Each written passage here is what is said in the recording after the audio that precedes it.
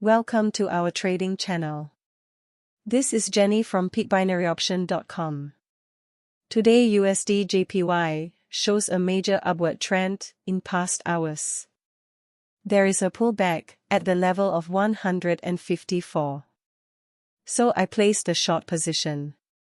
The market moves lower and near the middle band of Bollinger Bands. There is possible rebound. But only about 5 minutes left.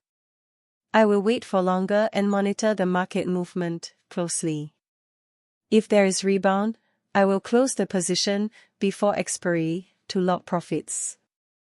If there is no clear rebound, I will hold till expiry to maximize the profits. There is no perfect strategy to secure your profits. You need trade from the perspective of statistics and probability. There are many psychological traps in trading. You need identify them and mistakes made before. Then you can improve the results. If you have any question, feel free to contact our team via email or Skype.